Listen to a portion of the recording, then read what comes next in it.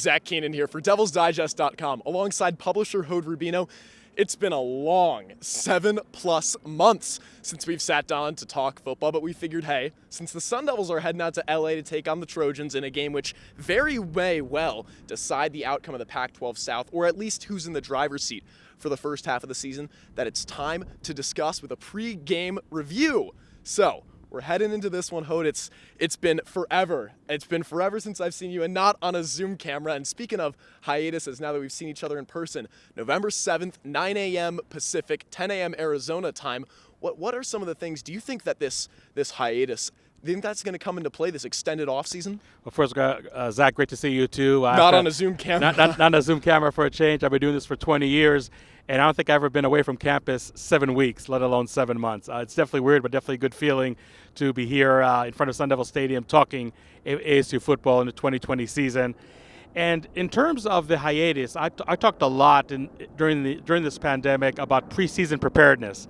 And some teams in the Pac-12 definitely were handcuffed quite a bit by the pandemic compared to others. You look at the Northern California schools, you look at the Oregon schools, they definitely had a lot of stops and breaks, if you will, in the preseason preparations compared to a team like ASU or even a team like Utah. When you look at a team like USC, they're somewhere in the middle. They were able to squeeze in, I think, a couple spring practices. Arizona State was able to squeeze in 7. In terms of taking pandemic-induced breaks, if you will, USC is one school that did have to take about 10 or so days. Arizona State, very luckily, to be uninterrupted. Now, sure, on paper, it looks like the Arizona State would have an advantage. Maybe not a massive advantage compared to a team like Cal, where they're going to meet in week 2, which, again, is an example of a team that really got hampered quite a bit by preseason practices and strength and conditioning during the pandemic. But I think there's something to be said about a team like Arizona State, who's implementing new systems on both sides of the ball and really needing as much time as possible, and really got as much time as possible to be prepared as much as they can for the 2020 season. Then you got a team like USC. On offense, everything is staying the same. Things are changing up on defense. We'll talk about that in a couple of minutes. But they really didn't have the full gamut of the preseason procedures, if you will, to be ready for the 2020 season. So again, I think on paper, Arizona State is definitely one of the more ready teams in the Pac-12 entering this shortened 2020 season. But obviously on Saturday, November 7th, we'll see at least step 1, whether that is proof or not. And that's something not a lot of people think of, is the way that this summer there were so many teams that had stops and starts, but ASU and Tempe, and they were able to just keep going really just about the whole time and not really miss a stride as far as context goes. So let's start our preview. We'll start with the ASU offense and the USC defense. And although some people on the message boards and the forums may use different words, I'll say lackluster was the way that the ASU offense performed last time, never putting up more than 7 points in a single quarter. However, don't panic. Don't panic. That was also the only game of the season that Jaden Daniels didn't compete in. So, Hode, do you think that even with inexperienced skill position players for ASU, that we know Jaden Daniels is capable and he's a competent quarterback, is that an advantage for the ASU offense, that this USC team has never seen Jaden Daniels in person live? Yeah, I think that there's something to be said about that. I think a lot of times when we talk about situations like that in football, we draw back to a baseball analogy where a rookie pitcher can really be dominant the first, second, maybe third game. But once people see him in person more and more, they really can catch up to what he's capable of doing. And maybe in football terms, maybe in the first half, Jaden Daniels can catch USC more off balance than he would be in the second half, just because they know his tendencies after seeing him in person for 1 or 2 quarters. But I think also with Arizona State, it's not so much that they're presenting Jaden Daniels to the USC defense for the first time. They're presenting a brand new offense for the first time. We heard so many times the ASU defensive players complaining about this offense being so creative, so many shifts and so many motions pre-snap, and how it's really easy to lose focus or focus on the wrong thing than actually be effective in your approach when you try to defend a team like Arizona State. So it's definitely a challenge for the USC defense in that regard. But I also think on the flip side, there's a chess match that the Arizona State offensive coaches have to figure out with a brand new USC defense. Todd Orlando, brought from Texas. Ironically, he's running a 3-3-5. the same defensive. We know that one. We absolutely know that one. That's a defensive scheme that Arizona State ran in the last 2 years under the defensive coordinator Danny Gonzalez, who's now the head coach for University of New Mexico. So I'm not saying that ASU would be 100% familiar with what USC is going to present on November 7th, but I think that maybe it wouldn't be so much of a shock in comparison to what USC is going to see from the Arizona State offense. And look, defenses by nature, by and large, are really more reactive than proactive. And I think that the ASU offense, again, with everything that we're hearing from the preseason feedback from coaches and players, is maybe a scheme that you're really forced to be more reactive than proactive to begin with. But I also think that Arizona State really has the athletes to execute this creative offense. And we heard a lot about two newcomers, the two most heralded players in this 2020 class, both of them 4 stars, both of them top 150 players, wide receiver LV Bunkley-Shelton and Johnny Wilson, who's maybe more of a hybrid wide receiver tight end, but right now looks to be more of a wide receiver playing on the boundary side, LV Bunkley-Shelton playing the slot.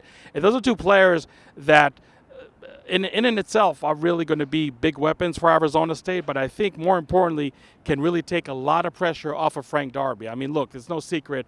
Any scouting report right now looking at the ASU offense and their aerial attack, they're looking at Frank Darby first and foremost. His number is the first one to see on their sheet. Yeah, absolutely. And another thing I talked about at length during the preseason is that Frank Darby, for the last 6 games of the 2019 season, even though it wasn't the greatest stretch for the Sun Devils, that to me was really the breakout party, maybe a prolonged breakout party for Frank Darby. And I think he really proved to a lot of critics that he's not the one-trick pony that can only go on that post-route go route, beat your defender down the field. He really showed more versatility in his route running.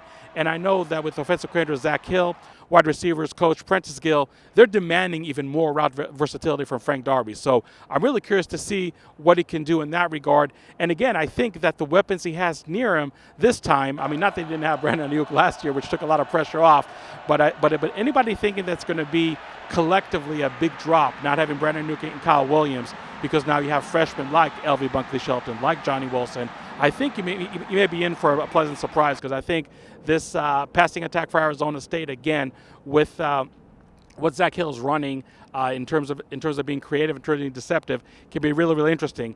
And when it comes to the running game, again, you're talking about 2 newcomers that are really going to carry the load now that Eno Benjamin's not here. Rashad White, who was a late addition, a junior college transfer from Mount Sac in Southern California, has been doing absolutely great in the preseason, and is a very heated battle right now for a starting position with a freshman, DeMonte Trainum from Akron, Ohio, was here in the spring.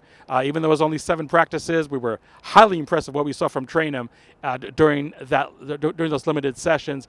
And right now, I think that this is probably maybe one of the best 1-2 running back combos we've seen in Arizona State all century. I know we're going only by preseason. I know they never stood it up for a Pac-12 game, but I think that there's definitely a lot of genuine excitement for Arizona State in that regard.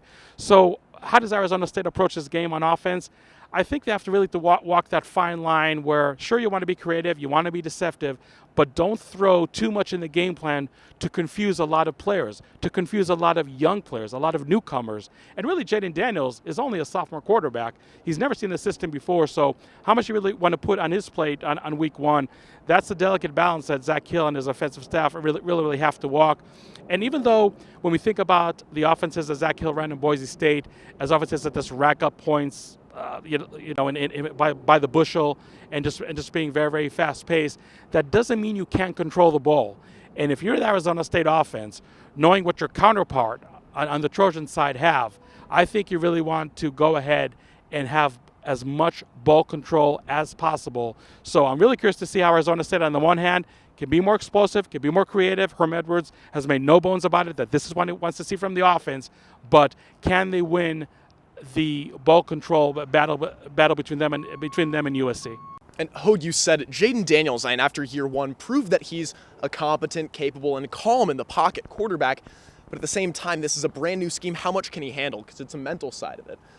On the defensive side of the ball, I know some people aren't really willing to talk about it, but it was a bizarre performance, especially for the USC offense last year. They put up 28 points in the first quarter, and then the rest of the game, they just put up 3 points. ASU's defense, slow start and all, but really what's going to happen in this game is it's going to come down to USC being a very similar cast of characters and system that we saw last season, and ASU's defense, it's just turned on its head, isn't it? Yeah, in a lot of ways it really has, and this is really the only unit out of the 4 units, ASU offense, defense, USC defense, that really is going to remain the same from last year.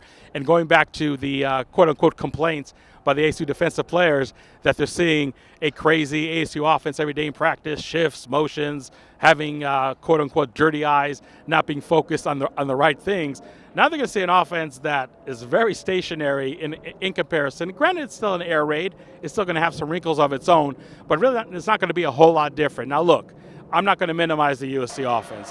Keaton Slovis, whether he's the best quarterback in the Pac-12 or not, I mean, I know a lot of debate, especially over here in the 85281 about that, but he's a very, very capable signal caller.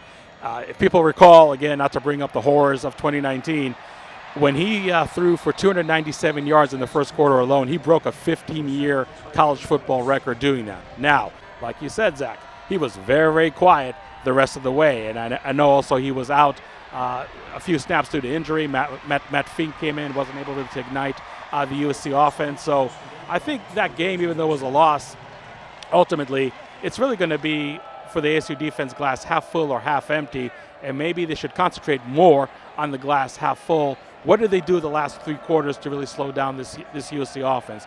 Sure, it's a different scheme. I'll grant you that. But if you recall, I think ASU's defense, when they really played more matchup zone, again, by definition, just being a little more disguised with your coverages on a very, very talented wide receiver group for USC, that's something that really worked for their favor. But I'll take that one step further. The pass rush has to show up for Arizona State, not only against USC, but all throughout 2019. That was a glaring deficiency. We're hearing encouraging signs from preseason that Arizona State perhaps may have turned the corner somewhat in that regard. When the rubber meets the road on November 7th, we'll know exactly how that aspect is shaping up for the Sun Devils.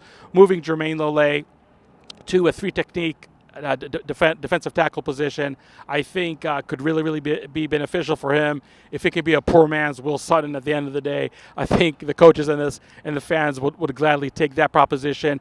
And at defensive end, Tyler Johnson, I think, is definitely going to be a key for the pass rush. He is somebody who last year was considered the best pass rusher on the team. I don't know if he really lost that title at all this year too. A big game from Tyler Johnson on November 7th can really help Arizona State quite a bit. And look, you do not want to see what you saw last year from USC. With 5 minutes left in the first quarter, ASU was only down 7. I mean, not an ideal position, but not the most horrible position. In those 5 minutes, Caden Slovis threw for 2 touchdown passes, 58 yards and 95 yards. The 95-yarder coming just 3 seconds right before the first quarter ended. Like we both agree, the ASU defense really picked itself off the mat quite nicely at the end. The game was in the loss column, but can you draw on everything you did right in those last 3 quarters? And now, like you said, presenting a new defensive scheme, a 4-3-4 for the Trojans. And I think if you're kind of reading between the lines, when we talked to Antonio Pierce, he has some wrinkles of his own on defense to throw at USC. But with Keaton Slovis, Amon St. Brown, Drake London, Tyler Vaughns, Brew McCoy, who I think could be a surprise for USC at the wide receiver core. There's no doubt that this ASU secondary has its hands full. This ASU secondary, full of experience, full of upperclassmen. They claim they're the best in the Pac-12. They definitely have a great opportunity to show that on November 7th. This ASU wide receiving core, kind of like a hydra, mythical creature where Michael Pittman Jr. leaves and then 5 more heads grow, 5 more players show up out of nowhere, really. So Hoda, I really don't think that I can state just how important this game is, especially because of the shortened season in the Pac-12 South. These are the 2 premier teams of the Pac-12 South, the most exciting. How do you see this one unfolding come November? And which way is it going to go? I mean, we haven't seen either team, and there's so many question marks here. What are going to be some of the factors that come into play? Well, I just think in general that no matter if ASU wins or loses this game, they can't let that hangover linger. If you beat USC, guess what? You got a really challenging game again against Cal the next week. I mean, I would say probably the most challenging game on the schedule aside from USC in the shortened 2020 season. And if you lose, you can't let USC also beat you week 2 and week 3, so to speak. You really have to bounce back really, really fast. So before I talk about the keys of the game, I think maybe that might be the biggest key of it all, that no matter what happens at the end of this November 7th contest, just don't let that result, good or bad, really adversely affect you the rest of the way. That's going to be huge. Now, for the game itself, I just think that when we look at USC, a very potent offense, but if they do have a weakness, I would claim it is the defensive line. I know that Elijah Vera-Tucker did opt back out of the NFL draft, if you will, and is really a huge addition for that offensive line. But there really is a lot of inexperience. And just when I look at the battle between an offensive line for USC that probably has more question marks than the defensive line for Arizona State, just because of the proven experience, as we mentioned, of Tyler Johnson, of Jermaine Lole, of DJ Davidson, the nose tackle. I really think that the battle of the trenches can be won in those two groups facing each other by Arizona State. Now, when you look at the 3-3-5 defense, maybe on paper you think, okay, well, only 3 down linemen on most snaps. I really want to run against that. But that's actually a defense that's really susceptible to the pass. Again, not to bring up the horrors of 2019, but the Arizona State pass defense took a huge step back under that system. Now, not attributed all to the 3-3-5. The lack of pass rush was definitely an issue.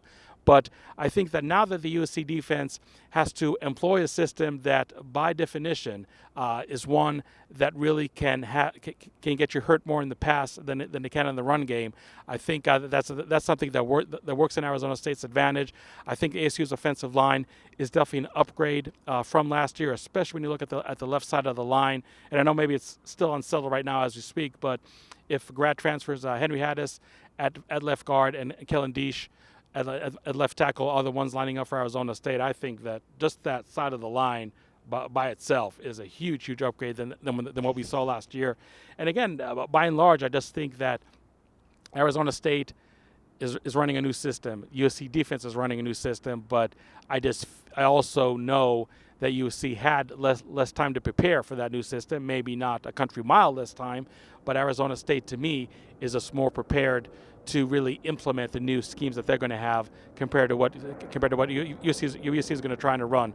So I think that Arizona State may be more well equipped than USC for this contest, and I think also the mystique of a sold out LA Coliseum is not going to be there, and with no fans, a lot of the week 1 jitters, especially when you look at so many skilled players who are newcomers on the offensive side for Arizona State, I think that's also a factor that should not be overlooked over here. So I think Arizona State, even though they're pretty heavy underdog, I didn't check the betting line before we came on here, but I don't think a lot of people are giving them a chance, but I am actually giving Arizona State a chance to come out of week 1 victorious, a close nail-biter, 31-30 over USC. Wow, that's a nail-biter for sure. Well, Hode, I can't thank you enough for your time today and seeing you, even if we are 6 feet apart, but still not a little Zoom square instead. So remember, folks, for all your Sun Devil coverage leading up to and during the game, as well as post-game reactions, keep it locked in to DevilsDigest.com. For Hode Rubino, I'm Zach Keenan. It's finally football season.